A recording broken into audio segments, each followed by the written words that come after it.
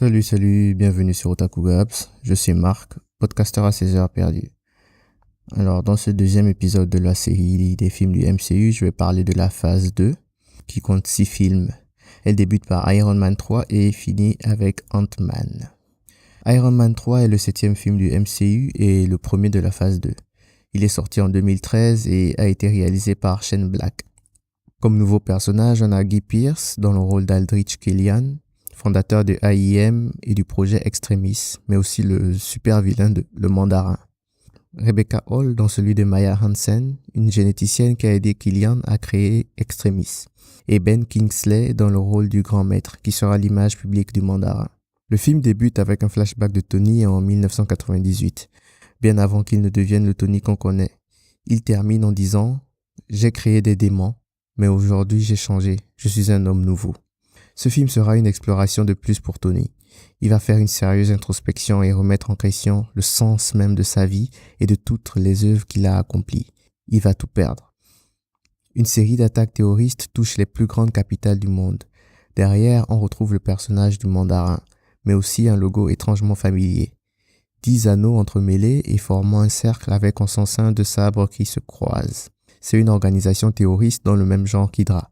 Ils veulent détruire la paix dans le monde. Le Mandarin est leur leader. C'est eux qui ont capturé Tony dans Iron Man et c'est eux qui ont aidé Ivan Vanko à s'échapper de prison dans Iron Man 2. Moi qui pensais que les films Iron Man n'avaient pas de vrais méchants, je suis choqué et ravi d'apprendre que tout ce qui s'est passé jusque-là était la faute du Mandarin. Il tirait les ficelles à travers son organisation et faisait tout pour détruire Iron Man. C'est vraiment le méchant parfait. War Machine devient Iron Patriot et on voit aussi le logo de AIM sur la nouvelle armure. Tony fait une crise de panique et rentre dans son armure pour se calmer. Ça devient son safe space, mais aussi son moyen d'échapper à la réalité. Il a peur de faire face à ses problèmes, c'est-à-dire à lui-même. Il ne veut pas se sentir vulnérable et donc l'armure lui sert de protection mentale. C'est comme certaines personnes se sentent plus à l'aise dans les extrémités d'une salle plutôt qu'en son centre. Happy tente de dire à Tony qu'il a des doutes sur le directeur de AIM, mais Tony fait son Tony et l'ignore. Je viens aussi de remarquer qu'à chaque fois que Pepper est chez Tony, elle est pieds nus. On le voit dans The Avengers et là aussi. Je ne sais pas si c'est parce qu'elle est plus grande de taille que lui, l'actrice je veux dire, mais c'est vraiment quelque chose d'étrange. Devenir un Avenger, un super-héros, le poids que cela représente, le fait que sa vie et celle de ses proches soient constamment en danger pèse sur la conscience de Tony.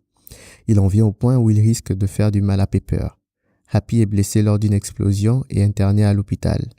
Un autre coup dur pour Tony. Les montages vidéo des 10 anneaux sont magnifiques. Pas à cause du message, mais parce qu'ils arrivent à faire peur. À travers l'écran, tu ressens la terreur qu'ils procurent. Tony fait encore son Tony et lance un défi public au Mandarin. Non mais franchement, qui fait ça? Il est Iron Man, mais il est un peu trop sûr de lui. Après, c'est pas si mal que ça parce qu'il apprendra justement à travers cette expérience qu'il n'est pas aussi fort qu'il le pense. Ensuite, la maison de Tony se retrouve attaquée et bombardée. Il y a une scène qui est filmée au ralenti où il envoie son armure sur Pepper pour la protéger. Elle est vraiment magnifique cette scène. C'est l'une des plus belles du film, je pense, visuellement parlant. Tony va tomber au fond de la mer et Jarvis va l'aider à sortir, mais il va s'évanouir et se réveiller à des centaines de kilomètres de chez lui. Il va appeler Pepper pour s'excuser et lui dire que ça ne se reproduira plus. Cette scène a eu plus d'impact pour moi cette fois-ci parce que j'ai suivi le trailer d'Endgame et je n'en dis pas plus. Tony rencontre un jeune garçon et même si c'est bref, va se lier d'amitié avec lui. Il va lui donner certains conseils sur la vie, conseils qu'il aurait peut-être aimé recevoir de son père. Il a été un peu dur avec le garçon quand il lui a dit que son père les avait abandonnés. On sent que Tony n'a toujours pas fait le deuil de son père et son influence pèse encore sur lui. La caméo de Stan Lee, il joue le rôle d'un juge dans une élection de Miss. Tony découvre que c'est Killian, le président de AIM, qui est derrière les attaques. Il a mis en place le projet Extremis avec des vétérans de guerre qui ont perdu un membre comme cobaye. Il a créé une technologie régénératrice de cellules qui transforme le corps en source d'énergie. L'inconvénient, c'est que quand le corps surchauffe, tu exploses. Il découvre aussi que le grand maître n'est pas le Mandarin, mais juste un pantin qui sert d'image pour les 10 anneaux. Maya, la meuf qui a aidé Killian à mettre en place le projet Extremis, a un sursaut de conscience vers la fin. Sincèrement, je déteste quand les personnages font ça. Tu as créé un truc qui a tué des centaines d'innocents, Tu en es consciente, mais maintenant tu veux jouer les moralisatrices? Ce genre de personnage mérite toujours une mort lente et douloureuse. Du coup, Killian l'a tué dans la scène d'après, donc c'est pas plus mal. Killian est de mèche avec le vice-président des États-Unis. Sa fille a été amputée d'une jambe et il veut certainement lui injecter le sérum extremis pour qu'elle puisse de nouveau marcher. Air Force One va être attaqué et le président sera enfermé dans l'Iron Patriot qui a été volé à Rhodes quelques scènes plus tôt. Tony va appeler toutes ses armures à la rescousse. Ça s'appelle le protocole House Party. Ce sera la première fois qu'on les verra tout en action. Et je me suis toujours demandé, et si Tony faisait une armure pour tous les Avengers, est-ce que ça serait pas cool à voir? Tony se bat contre Killian et à chaque fois que Killian détruit une armure, Tony en met une autre. C'est vraiment une très très belle scène de combat. Pepper, qui a été injecté par Extremis, devient une super badass et tue Killian. Tony va ensuite ordonner à Jarvis de détruire toutes ses armures. Ça peut symboliser une destruction de l'ancien Tony et un renouveau pour lui. Sa maison est détruite, il n'a plus rien pour le protéger. Il n'a plus besoin du réacteur circulaire pour vivre. Il a réussi à vaincre ses propres démons, du moins jusqu'à ce qu'il s'en crée de nouveau. Dans la scène post-générique, on voit Tony et Banner et tout le film était en fait Tony qui lui racontait une histoire. Ce film, c'est une overdose d'armure d'Iron Man. Je pense qu'il est plus développé qu'Iron Man 2 en termes de scénario, mais beaucoup moins qu'Iron Man. On explore un peu plus Tony, mais pas assez. Il n'y a pas eu en fait le moment de déclic. On sait juste qu'il a eu un changement de cœur et il a détruit ses armures. Voilà. Le Mandarin est clairement l'un des meilleurs vilains du MCU. Donner l'image d'un bienfaiteur mais vouloir la destruction du monde. La plupart des vilains ont un objectif simple, se venger ou se faire de l'argent. Lui, il veut non seulement la destruction totale mais aussi le contrôle. C'est dommage qu'à la fin du film, il devient comme tous les méchants. Il ne réfléchit plus et se laisse contrôler par ses émotions. Je le mets derrière Thanos dans mon classement des super vilains du MCU. J'ai mis deux méchants à égalité à la 3e place, Killmonger et Baron Zemo dans Civil War. Thor The Dark World est le 8e film du MCU. Il est sorti en 2013. À ce moment-là, Marvel a commencé à accélérer la cadence en sortant 2 films par an. Cette année on est gâté vu qu'on en aura 3. Il a été réalisé par Alan Taylor. C'est pourtant un grand réalisateur, mais ce film n'était pas fait pour lui. Il a réalisé des épisodes de Lost, 6 pieds sur terre, The West Wing, Sex and the City, The Sopranos, Mad Men et le dernier épisode de la saison 6 de Game of Thrones. Comme ajout au casting du film, on a Christopher Eccleston dans le rôle de Malekith, le chef des elfes noirs. Petit fait intéressant, Zachary Levi, qui joue le rôle de Fandral, va être l'acteur principal du film Shazam. Heureusement que son personnage n'était pas important, sinon ça serait bizarre. Par exemple, un Chris Evans qui devient Batman. On a aussi René Rousseau dans le rôle de Frigga, femme d'Odin et reine d'Asgard. Malekith, avec ses elfes noirs, va lancer une guerre. Il comptait sur le pouvoir de l'éther pour la gagner, mais les Asgardiens de l'époque ont réussi à le lui prendre avant qu'il ne l'utilise. L'éther est l'une des 6 pierres de l'infini, la pierre de la réalité. Elle permet de modifier la réalité et les lois de la physique. À la fin du premier film Avengers, Thor a emmené Loki sur Asgard et là on voit que Loki a été emprisonné. Et pendant ce temps, Thor et ses potes continuent de taper sur tout le monde. Le truc c'est qu'on se lasse jamais de voir Thor se battre. C'est comme Hulk en fait, il est super violent et il tape sur tout le monde et il prend plaisir à se battre, c'est vraiment beau à voir. Asgard a une façon très particulière de maintenir la paix dans les 9 mondes. Il s'assure que personne n'obtienne plus de pouvoir qu'eux pour qu'ils puissent continuer de régner en maître. Il règne par la terreur et la soumission forcée. Qu'est-ce qui leur donne le droit de décider d'être les maîtres des 9 mondes? Un autre peuple n'a-t-il pas plus de mérite qu'eux? Les Asgardiens sont des barbares sanguinaires qui ne connaissent que l'usage de la force. Ça peut faire l'objet d'une discussion intéressante sur la moralité et la légitimité des actions prises par certaines nations dans le MCU. Thor est tourmenté. Il pense à Jane Foster, la meuf qui ne sert absolument à rien mais qui va avoir un rôle important dans ce film. Franchement, ce film prend les 3 personnages qui ont rendu le premier film ennuyeux et décide d'ajouter un 4e encore plus ennuyeux à l'équipe. Tu viens poursuivre un film du MCU, tu viens poursuivre le tout-puissant Thor, mais tu te retrouves avec Jane, Darcy, Erskine et l'autre individu. Là, tout de suite, je peux directement arrêter ma revue et dire que le film n'a pas d'importance. En fait, le plus important dedans, ce sont les 30 premières secondes et les 15 dernières. Mais bon. Donc Jane, grande scientifique, continue d'étudier les vibrations électromagnétiques dans l'atmosphère pour je ne sais quelle raison et découvre un portail spatio-temporel dans une usine abandonnée. Elle se retrouve à l'endroit où la pierre de la réalité a été cachée par les Asgardiens et va être possédée par cette dernière. La pierre a une forme liquide, ce qui fait qu'elle peut s'introduire où elle veut. Ce film est devenu Roméo et Juliette, avec Thor dans le rôle de Juliette. Ça me fatigue. Les elfes noirs attaquent Asgard. On voit Heimdall dans toute sa badassitude. Ils auraient dû plus exploiter ce personnage, je pense, parce que il est vraiment fort. La mère de Thor meurt.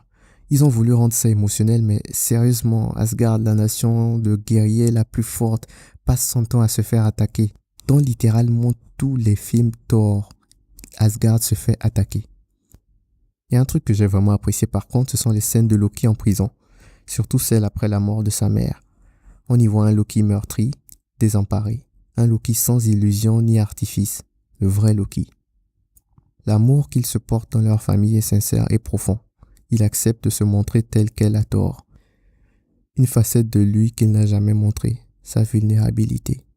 Loki a toujours voulu obtenir la validation et le respect des autres. Il utilise des méthodes qui lui sont propres, mais ça reste un être qui a besoin d'affection. Il veut à chaque fois prouver à son père qu'il peut le surpasser. Il demande à sa mère si elle est fière de lui. Il a besoin que les personnes qu'il aime le plus au monde lui donnent leur approbation, leur amour inconditionnel, qu'ils lui disent à quel point ils sont fiers de lui. Il s'est toujours senti différent. Thor était plus fort et apprécié de tous. Ça me rappelle l'une des premières scènes du premier film Thor. On y voit Odin qui dit « Un jour, l'un d'entre vous devra défendre cette paix. » Et la réponse immédiate de Thor c'était « Quand je deviens roi. » Ça peut paraître anodin, mais le regard silencieux de Loki en dit long. Parce que pour le coup, Thor n'a pas dit « si je deviens roi », mais « quand je deviens roi », parce qu'il affirmait déjà qu'il deviendra roi. Ça ne change pas le fait que je déteste toujours autant Loki pour avoir tué l'agent Coulson, mais son personnage reste assez fascinant. Thor lui dit ensuite quelque chose de vraiment profond. « J'aurais aimé pouvoir te faire confiance, mon frère. » À quoi il répond « Tu peux faire confiance à mon désir de vengeance. » La caméo de Stan Lee y joue le rôle d'un patient dans un hôpital psychiatrique. Thor va sur la planète des elfes noirs avec Loki et Jane. Malekith en profite pour récupérer les terres. Et Loki meurt. Ou pas. Malekith vient sur Terre. Le hasard fait que c'est le seul endroit où il peut lancer sa conquête des 9 mondes. Jane devient experte en tout. Dès qu'elle voit un truc, elle sait ce que c'est. Elle va donc bidouiller une machine qui va réussir à empêcher Malekith de détruire le monde. Oui, Jane et son équipe de Zozo, pas Thor. Jane va sauver le monde. Le film aurait dû s'appeler Jane, The Dark World. À la fin, Thor ne veut plus être roi. La scène post-générique montre les Asgardiens qui remettent au collecteur la pierre de la réalité. Pour beaucoup, il s'agit du pire film du MCU et je les comprends. Déjà que le premier Thor n'était pas fameux, celui-là vient tout détruire. Le seul but de ce film, c'est nous présenter la pierre de la réalité, mais surtout comment les Asgardiens la remettent au collecteur, vu que ça va jouer un grand rôle plus tard. Captain America, le soldat de l'hiver, est le 9e film du MCU. Le soldat de l'hiver? Ah, freaking Bucky. Il a été réalisé par les légendaires Anthony et Joe Russo, réalisateurs de Civil War, Infinity War et Endgame. Il est sorti en 2014. Bon, les nouveaux, on a Anthony Mackie dans le rôle de Sam Wilson ou encore Falcon et Robert Redford dans celui d'Alexandre Pierce. J'ai donné un nouveau titre à ce film, Badass the Movie. La première scène du film est déjà culte. Cap jogue au parc du Washington Monument et passe devant Sam. Pas une fois, pas 2 fois, mais 3 fois. Et ça fout Sam en boule. Et à chaque fois que Captain passe, il dit à Sam, sur ta gauche, sur ta gauche, sur ta gauche. Ça va devenir l'un des moments les plus cultes de l'histoire du MCU plus tard. Ensuite, il y a une scène de mission de secours dans l'océan. Nat et Cap s'introduisent sur un bateau. Il n'y a que 3 Avengers dont les scènes de combat à main nue sont épiques. Captain America, Natasha Romanoff et Black Panther. Ils sont agiles et maîtrisent les arts martiaux. On a le meilleur de Cap. Il court, il saute, il se bat tout seul contre des dizaines de personnes. C'est juste génial. On a aussi le meilleur de Nat.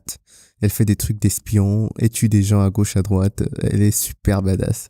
Il n'y a absolument rien à redire sur ce film. Rien du tout. Il est parfait du début à la fin. C'est le film où tous les personnages sont cool et badass. On a un Fury dans toute sa gloire en tant que directeur du SHIELD. Et on a encore une scène de Cap sur sa moto comme d'habitude. C'est aussi un film triste parce qu'on a une scène avec Cap et Peggy. Elle souffre d'Alzheimer et donc à chaque fois qu'il va la voir, c'est comme si c'était la première fois. Quelqu'un tire sur Fury et il meurt. Ou pas. On nous montre ensuite une Natasha super triste de la mort de Fury parce que c'est lui qui l'a recrutée et qui l'a certainement sortie de l'état dans lequel elle était avant. La scène de Cap dans l'ascenseur est l'une des plus épiques de tout le MCU. Je sais pas, je n'en vois pas plus de 3 au-dessus de celle-là. Elle est parfaite, juste parfaite. Captain America et Natasha Romanoff forment le meilleur duo du MCU. Il n'y a personne qui soit meilleur que ce groupe. Ils découvrent que Zola a transféré son cerveau dans le cloud et est le nouveau leader d'Hydra. Par contre, faut qu'on m'explique pourquoi des endroits abandonnés depuis des années ont toujours l'électricité et tous les appareils fonctionnent sans problème. C'est assez récurrent dans les films. Le sénateur Stern, qui passait son temps à embêter Stark dans Iron Man 2, est aussi membre d'Hydra. Ça peut expliquer son comportement arrogant et désinvolte. L'algorithme créé par Zola détermine qui seront les futurs ennemis d'Hydra, et les nouveaux vaisseaux de guerre du SHIELD se chargeront de les éliminer. Parmi les noms cités, on a Stephen Strange. Hydra savait donc à l'avance que Doctor Strange allait obtenir ses pouvoirs. Ensuite, séquence de scènes d'action de ouf avec Cap, Nat et Sam contre Hydra et le soldat de l'hiver. Freaking Bucky. La caméo de Stan Lee joue un gardien de sécurité du musée dédié à Captain America. Le reste du film est 30 minutes de pure epicness.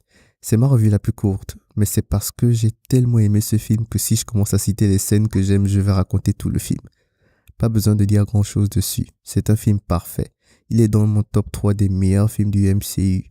La scène post-générique montre qu'une branche d'Hydra s'est procuré le sceptre de Loki qui contient la pierre de l'esprit et l'a utilisé pour donner ses pouvoirs aux jumeaux Wanda et Quicksilver. Les Gardiens de la Galaxie est le 10e film du MCU. Il s'inspire du comics du même nom. Le film a été réalisé par James Gunn. Il est sorti en 2014. Au casting, on a Chris Pratt dans le rôle de Peter Quill ou Star-Lord, un ravageur de l'espace. Zoé Saldana joue celui de Gamora, guerrière et fille adoptive de Thanos.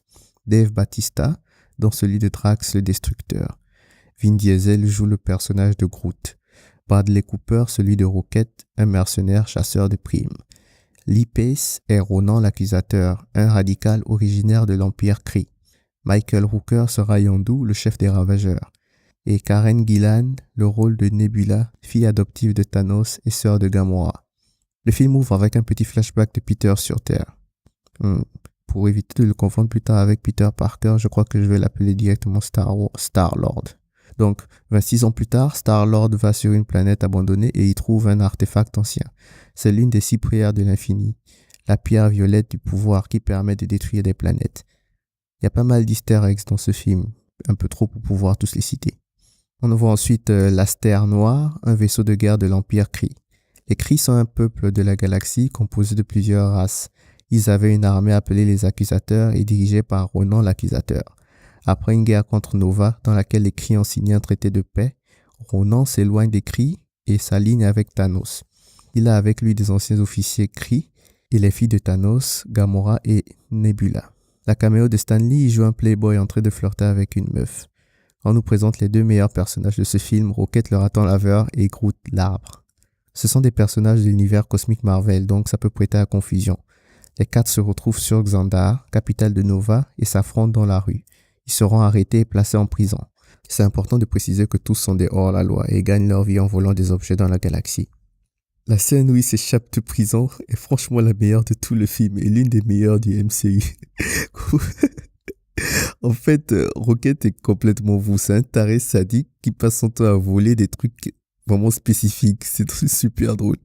Et Drax, tout son personnage, c'est-à-dire que toute l'histoire de Drax, c'est juste un gros mème. Par contre, il faut avouer que Gamora est badass. J'aimerais bien voir un combat avec elle contre Nat. C'est un groupe d'individus avec des origines différentes, mais une chose en commun. Ils sont seuls au monde. Après s'être échappés de prison, ils vont sur la planète Nowhere pour trouver le collecteur et lui demander à quoi sert la pierre. Ronan les a trouvés et il récupère la pierre. Les gardiens vont donc s'associer à Yondu et les ravageurs pour aller la récupérer. Après, s'ensuit une bataille dans l'espace avec plein de lasers et c'est super beau. Franchement, Visuellement parlant, ce film est magnifique. Toutes les scènes sont vraiment belles et colorées. Ils s'introduisent dans le vaisseau de Ronan et tapent tout le monde dedans. Arrivé au niveau de la salle principale, Ronan s'apprête à les tuer quand Rocket fonce dans le vaisseau. Rocket est vraiment... Il faut le suivre ce film, il faut le suivre. Le vaisseau perd de l'altitude et va s'écraser. Et pour les protéger du choc, Groot va étendre ses racines et les recouvrir. Il va donc mourir. Ou pas. Le combat final se finit en battle dance entre Star-Lord et Ronan. Ce film ne se prend absolument pas au sérieux. Star-Lord va se saisir de la pierre et commencer à se désintégrer, mais grâce au pouvoir de l'amitié, ils vont tous se tenir la main et réussir à contenir son pouvoir. Comme quoi, les amis, c'est important. Ronan meurt et ils vont remettre la pierre au Nova Corps. La scène post-générique montre le collecteur dans son antre détruite et Howard the Duck assis derrière lui. J'hésite entre ce film et Thor Ragnarok pour le titre de film le plus drôle du MCU. Les blagues sont bien placées et accessibles et l'humour est très fluide. C'était un pari risqué de présenter 5 nouveaux personnages d'un coup, dont un raton laveur qui parle et un arbre qui a une âme, mais pour le coup, c'est pari réussi. Marvel peut nous sortir tout ce qu'ils veulent, on va continuer de suivre leurs films. Un truc important que les personnages ont en commun, c'est leur crise d'identité. Rocket se sent mal dans sa peau parce qu'il ne sait pas ce qu'il est. Toute sa vie, on l'a traité de monstre, de vermine. Celui qui l'a créé a effectué des dizaines d'expériences sur lui, tout aussi douloureuses les unes que les autres. Il n'a pas de parents ni de famille. Peut-être même qu'il a été utilisé comme esclave. Son passé est triste et c'est ce qui a forgé sa personnalité. Il ne fait confiance à personne, prend plaisir à faire du mal aux autres, mais c'est juste pour cacher sa tristesse et le vide qu'il ressent en lui. Gamora a été adopté par Thanos, autoproclamé super vilain et conquérant de la galaxie. Il n'hésite pas à décimer des peuples entiers pour satisfaire ses objectifs. Il a entraîné Gamora et lui a fait subir des opérations certainement douloureuses pour en faire la guerrière qu'elle est aujourd'hui. Elle n'a connu aucun amour ni attention. Elle était juste une machine de guerre et elle veut se détacher de l'étau de son bourreau. Bien évidemment, elle ne fait confiance à personne. Si on enlève le côté comique de Drax, son histoire est tout autant tragique. Après avoir vu sa famille se faire assassiner par Ronan, il s'est donné comme objectif de se venger. Le fait qu'il montre une image d'un personnage qui n'a rien dans la tête ne veut pas dire qu'il ne ressent rien. La mort de sa famille pèse toujours sur lui. On ne sait pas exactement ce que Groot ressent parce qu'il ne parle pas, mais on peut imaginer que c'est ça qui est pire. Avoir des émotions mais ne pas pouvoir les partager. Se faire tout le temps insulter ou utiliser par les autres. Et Star-Lord, derrière son attitude désinvolte se cache un grand vide.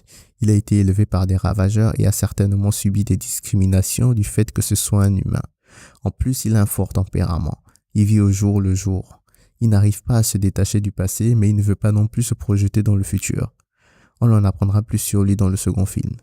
Nebula est quand même celle qui a le plus souffert parce qu'elle a été constamment torturée par Thanos, mais elle essaie tant bien que mal d'obtenir sa validation. Elle déteste sa sœur parce qu'elle est la préférée de Thanos, mais au fond, elle éprouve aussi de l'affection pour elle. C'est un peu la Loki de cet univers. La musique dans ce film est incroyable. De tous les films du MCU, il est clairement parmi ceux qui ont les meilleurs sons. Pareil pour la qualité visuelle, les scènes sont agréables à regarder. Ce film est fait pour être suivi sur un grand écran. Et mention spéciale à Yondu et sa flèche. Avengers Age of Ultron est le 11e film du MCU. Il est une adaptation de l'une des histoires du comics The Avengers créé par Stan Lee et Jack Kirby. Il a été réalisé par Joss Whedon, celui qui a fait le premier film Avengers. Le film est sorti en 2015. Les nouvelles additions à l'équipe sont Elizabeth Olsen dans le rôle de Wanda Maximoff ou encore Scarlet Witch. Aaron Taylor Johnson joue le rôle de Quicksilver, le frère jumeau de Wanda. Paul Bettany, qui était la voix de Jarvis jusqu'à présent, joue le rôle de Vision. James Spader, celui d'Ultron. Le film commence sur une scène magnifique de tous les Avengers en pleine bataille dans une forêt.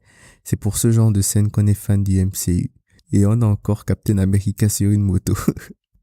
Tony découvre qu'Hydra travaillait sur un projet pour une nouvelle arme. Il y a même un petit easter egg d'Ultron dès le départ. Et Wanda lui montre une vision d'un futur où les Avengers ont été détruits. Ils se sont responsables et va décider de créer une machine capable de protéger la Terre.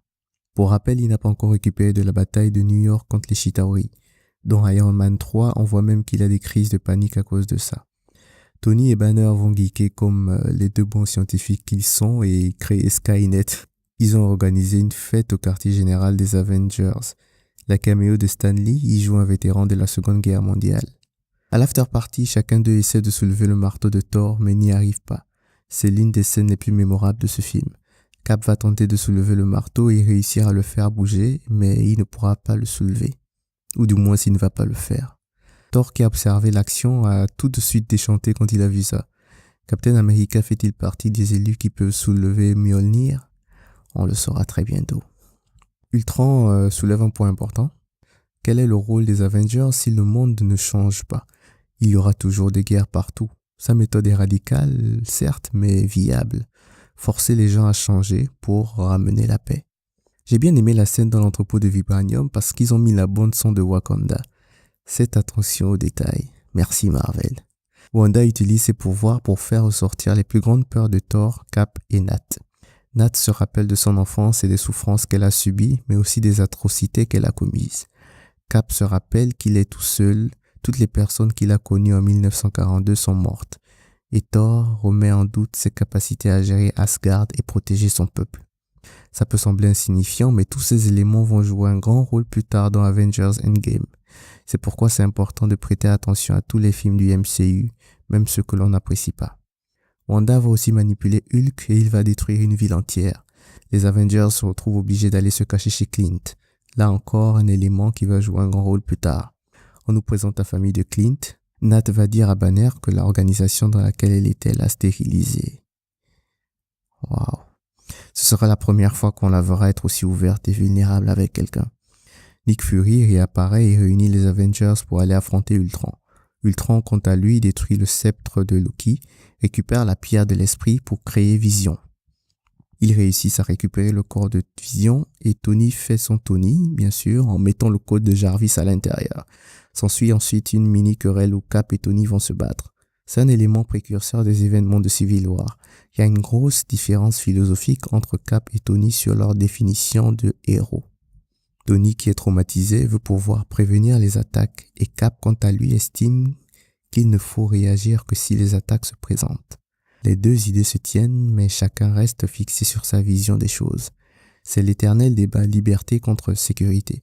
Est-ce qu'on accepte d'être plus surveillé, mais aussi plus en sécurité, ou on demande plus de liberté, mais donc plus d'opportunités pour les gens de faire du mal? Thor, revenu d'Asgard, met fin à leur querelle en utilisant la foudre de son marteau pour finaliser le processus de création de Vision. Tous les héros vont affronter Ultron et ses troupes en Sokovie. Il va utiliser un réacteur qu'il a fabriqué pour soulever toute la ville. Nat va embrasser Banner pour la première fois et Quicksilver va mourir en essayant de sauver Hawkeye. Le 360 de la caméra sur les Avengers contre les robots d'Ultron dans l'église est épique, épique, épique, épique. Comparé à la bataille de New York, la victoire des Avengers ici laisse un goût amer. Hulk va prendre le Queen Jet et partir dans l'espace en laissant Nat derrière. Clint va retrouver sa famille et même si on le verra dans Civil War, il n'apparaîtra pas dans Infinity War. Les Avengers vont recruter de nouveaux membres et ouvrir un quartier général plus éloigné du centre-ville vu que le précédent a été détruit dans The Avengers. La scène post-générique montre Thanos qui enfile son gant et dit « Bien, je vais le faire moi-même ». C'est un assez bon film, mais il n'est pas non plus parfait. Les scènes d'action sont belles, mais il manque quelque chose à ce film pour le rendre extraordinaire. Ant-Man est le 12e film du MCU. Il s'inspire du comics du même nom créé par Stan Lee, Larry Lieber et Jack Kirby.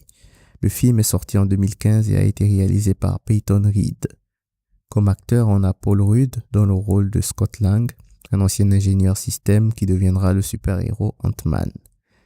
Le rôle d'Hank Pym est joué par Michael Douglas, c'est un scientifique et fondateur de Pymtech. Evangeline Lilly dans celui de Rob Van Dyne, fille du scientifique Hank Pym. Corey Stoll joue Darren Cross, protégé d'Hank Pym et directeur de Pymtech. Il deviendra le méchant Yellow Jacket. Michael Peña joue le rôle de Luis, un pote de Scott Lang, et T.I. joue Dave, un pote de Luis. Hank Pym travaillait avec Howard Stark, mais ils ont eu un désaccord. Il a donc décidé de se séparer de lui et créer sa propre entreprise, Pymtech. Scott sort de prison et se laisse convaincre par son ancien pote Luis d'aller cambrioler une maison. La façon dont Luis raconte les histoires est trop drôle parce que c'est le même style que le show Drunk History sur YouTube.